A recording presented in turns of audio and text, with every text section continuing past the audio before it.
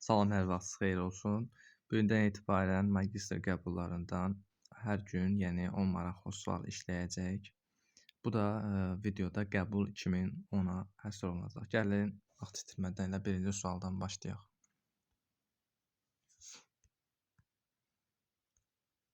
Demək deyir ki, birinci sualda hansı əlaqə cütü relyasiya modeli verilənlər bazasında əlaqələr çoxluğuna aiddir? Təbii ki, bilirik ki, birin çoxa var, çoxun birə var, birin çoxa, çoxun çoxa var, birin birə, çoxun çoxa, birin birə, birin çoxa.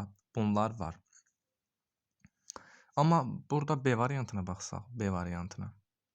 Deyir ki, bəzilərinin bəzilərinə. Yəni bu anlayış burada yoxdur. Cavab olacaq B variantı. Yəni burada o qədər çətin bir şey yoxdur. İkinci suala baxaq.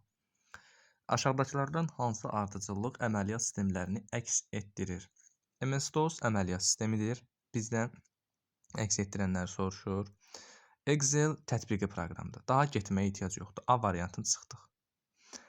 OS, hardasa OS varsa, deməli o əməliyyat sistemidir. Yəni o qruplara baxa bilərik. Windows əməliyyat sistemidir. Access əməliyyat sistemidir. Word tətbiqi proqramdır. Deməli, B variantında çıxdıq. Yenə OS varsa, əməliyyat sistemi, MS-DOS əməliyyat sistemidir, Windows əməliyyat sistemidir, Word tətbiqi proqramdır. D variantına baxsaq, Unix əməliyyat sistemidir, MS-DOS-dur, OS-dur, Windows-dur. Bunlar əməliyyat sistemidir. Cavab olacaq D variantı. Y variantına baxaq, Unix əməliyyat sistemidir, MS-DOS, WinZip, WinRAR. Bunlar arxivatorlardır. Qarşıda da o suallara baxacaq. Cavabımız oldu D variantı.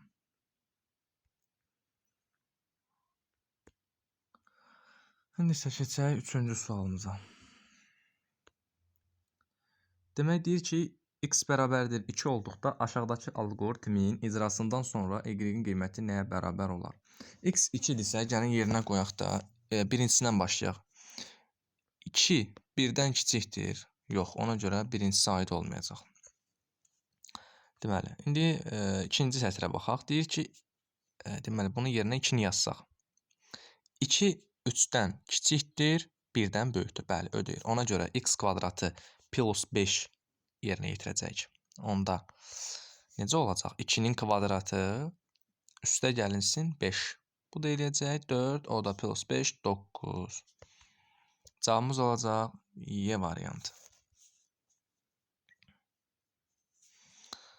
Aha.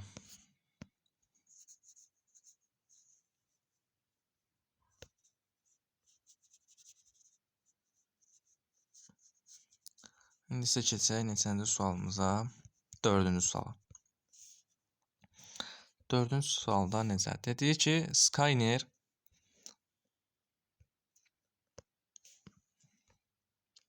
qurğusu nə üçündür? Skyner qurğusu, Skyner bilir ki, nədir? Giriş qurğusudur. Yəni, materialın qrafik formatda, sürətini kompüterdə əldə etmək üçündür. Yəni, sadə bir sualdır. Cavab olacaq C variantı. Bunu yaxınlaşdıraq. Variantı qeyd edək. Cavab olacaq C variantı. Aha, indi keçək 5-ci sualımıza.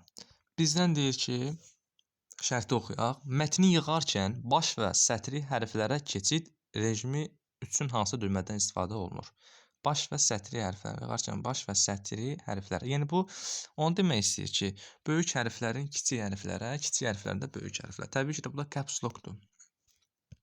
Nədir? Caps lock-dur. Görək burada varmı? Bəli, var. Cavab olacaq D variantı. 6-cı suala baxaq. Deyir ki, UTP şəbəkə kabellərində neçə cüt naqil var? Demir UTP şəbəkə kabellərində neçə naqil var? Neçə cüt deyir. Axı biz də bilirik ki, bir cütün də içərisində 2 naqil gedir. Ona görə 4 cüt olacaq. Y variantı. Ümid edirəm ki, başa düşdük. Burada desəydi UTP şəbəkə kabellərində neçə naqil var? Hə, onda 8 yazardıq. Amma cavab olacaq Y variantı. İndi isə baxaq. Gəlin. 7-ci suala. Biraz buna yerə ayıraq. Aha. Bir işçi haqqında məlumat 2048 simvoldan ibarətdir. 8192 işçi haqqında məlumat minimum neçə megabaytlıq həcmli diskdə yerləşə bilər? Baxın, belə deyək də. Bir işçi haqqında 2048 məlumat, bir işçi haqqında məlumat 2048 simvoldan ibarətdir. 2048 simvoldan ibarətdir. Bir işçi haqqında. Deyir ki, 8192 işçi haqqında bəs nə qədər məlumat var? 8192. Bunu da bilmirik x-dir. Onda biz buradan x-i tapsaq, x nəyə bərabər olacaq? Bunu buna vuracaq. 213 vurulsun 211. Vurulsun 211. Bu da eləcək neçə? 2 deməli 24. 224. Biz də bilirik ki, hər bir simvol 1 bayt yer tutur. Ona görə də bu da baytlandır. Yazıram bura 224 bayt. Yəni bizə x-i tapdıq. İndi bu deyir ki, 1 megabaytlıq. Ona görə baytdan da megabayta keçməliyik. O da olacaq 220-yə böləcəyik. 220-yə də böləndə qalır 204, bu deyilir 16. Cavab olacaq, göstərəm. Cavab olacaq A variantı. Bu da sadə bir suallardan idi.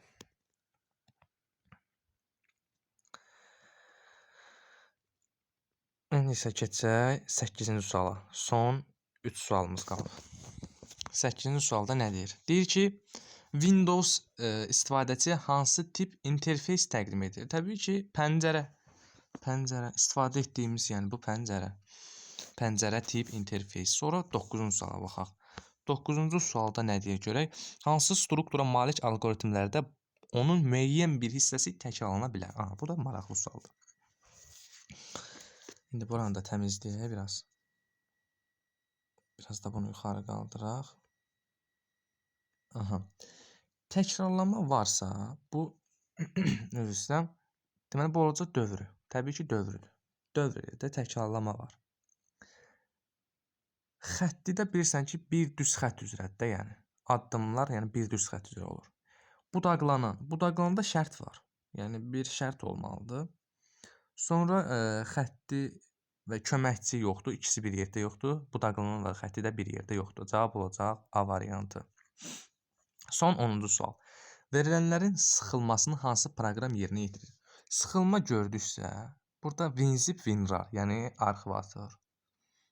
Cavab olacaq B variantı. Ümid edirəm ki, bura qədər hər şey aydın oldu. Yenə də gələn videolarda 11-ci sualdan başlayaraq işləyəcək. Hər birinizə uğurlar arzu edirəm. Sağ olun.